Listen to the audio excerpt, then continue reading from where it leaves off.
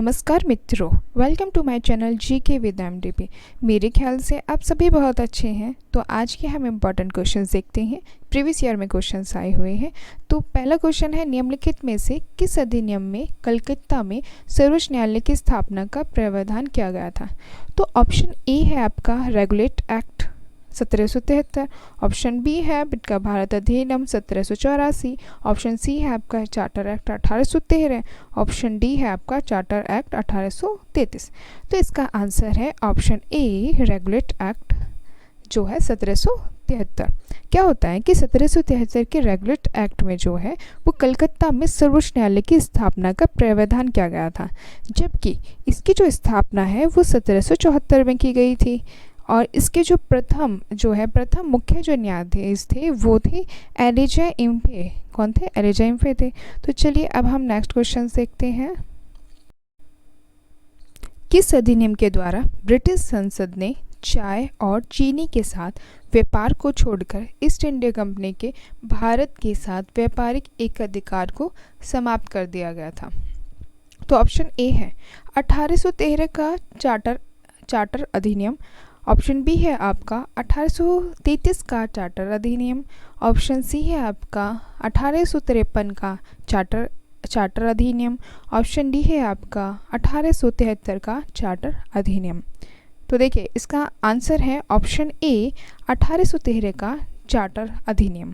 देखिए क्या होता है कि 1813 के चार्टर अधिनियम के जो माध्यम से जो है वो ब्रिटिश संसद ने चाय और चीनी के साथ व्यापार को छोड़कर ईस्ट इंडिया कंपनी की भारत के साथ व्यापारिक एकाधिकार को समाप्त कर दिया था। ठीक है, अब देखिए हमारा नेक्स्ट क्वेश्चन है आपका, किस अधिनियम ने भारतवासियों को अपने देश के प्रशासन में कुछ हिस्सा लेना संभव बनाया? ऑप्शन ए है आपका चार्टर एक्ट 1833, ऑप्शन बी है आपका चार्टर एक्ट 1853, ऑप्शन सी है आपका government of India act 1858, option D है आपका इंडियन काउंसिल एक्ट 1861। तो देखिए इसका आंसर है आपका ऑप्शन ए चार्टर एक्ट 1833।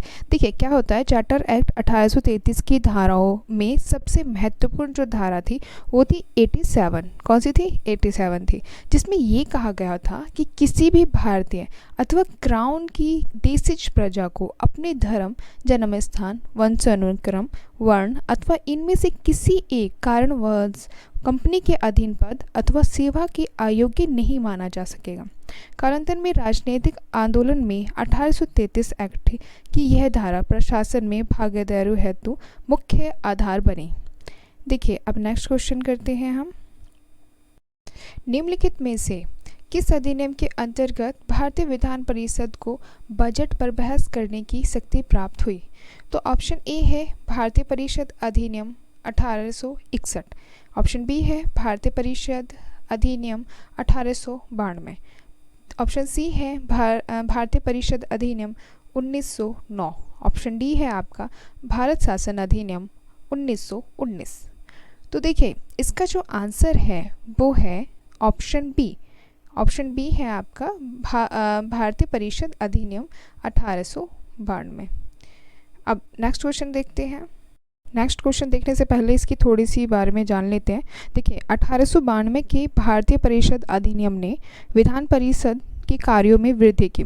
इसके तहत जो है बजट पर बहस करने की शक्ति दी गई, परंतु मतदान का अधिकार नहीं था। इस अधिनियम के तहत 6 दिन की पूर्व नोटिस पर कार्यपालिका से प्रश्न पूछने की अनुमति दी गई, परंतु पूरक प्रश्न पूछने का अधिकार नहीं था।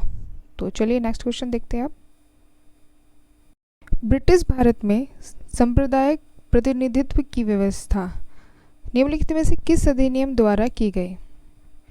तो ऑप्शन ए है भारतीय काउंसिल अधिनियम 1892, ऑप्शन बी है पार्लियामेंटो सुधार 1909, ऑप्शन सी है मॉन्टेग्यू चेम्सफोर्ड सुधार 1919, ऑप्शन डी है आपका भारत सरकार अधिनियम 1935। तो इसका जो आंसर है वो है पार्लियामेंटो सुधार 1909, ऑप्शन बी है इसका आंसर। तो नेक्स्ट क्वेश्चन देखते हैं, निम्नलिखित में से निम्नलिखित में से किस एक अधिनियम द्वारा भारत में संघ न्यायालय की स्थापना की गई थी? ऑप्शन ए है आपका भारतीय परिषद अधिनियम 1861। ऑप्शन बी है आपका भारत सरकार अधिनियम 1909। ऑप्शन सी है आपका भारत सरकार अधिनियम 1919। ऑप्शन डी है उपयुक्त में से कोई नहीं। तो इसका आंसर है ऑप्शन डी, उपयुक्त में से कोई नहीं।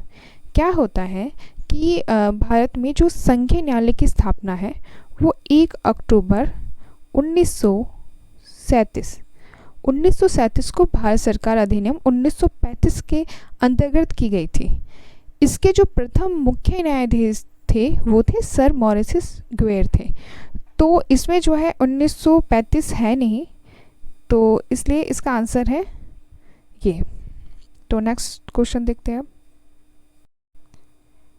भारत का संघीय न्यायालय निम्नलिखित में से किस वर्ष में स्थापित किया गया था? ऑप्शन ए है 1935।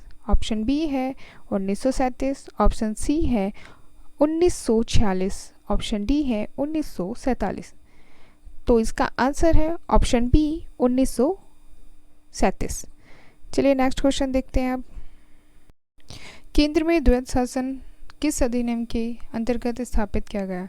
तो ऑप्शन ए है 1919 के अंतर्गत अधिनियम 1909 के अधिनियम। ऑप्शन बी है आपका भारत सरकार अधिनियम 1919। ऑप्शन सी है आपका भारत सरकार अधिनियम 1935। ऑप्शन डी है भारत स्वतंत्रता अधिनियम 1947। तो इसका आंसर है ऑप्शन सी, भारत सरकार अधिनियम 1935। नेक्स्ट क्वेश्चन देखते हैं। निम्नलिखित में से किस अधिनियम ने केंद्र में द्वैध शासन प्रणाली को स्थापित किया? ऑप्शन ए भारत शासन अधिनियम 1935। ऑप्शन बी भारत शासन अधिनियम 1919। ऑप्शन सी भारत परिषद अधिनियम 1909। ऑप्शन डी भारत परिषद अधिनियम 1892। तो इसका आंसर है ऑप्शन ए। ऑप्शन ए है इसका आंसर, भारत शासन अधिनियम 1935। Next question. निम्नलिखित में से किसने ब्रिटिश भारत में प्रांतीय स्वायत्तता शुरू की? तो ऑप्शन ए जो है वो है कैबिनेट मिशन। ऑप्शन बी है आपका साइमन कमीशन। ऑप्शन सी है भारत सरकार अधिनियम 1935। ऑप्शन डी है आपका भारत सरकार अधिनियम 1919। तो इसका आंसर क्या है? ऑप्शन डी है भारत सरकार अधिनियम 1919 है इसका आंसर।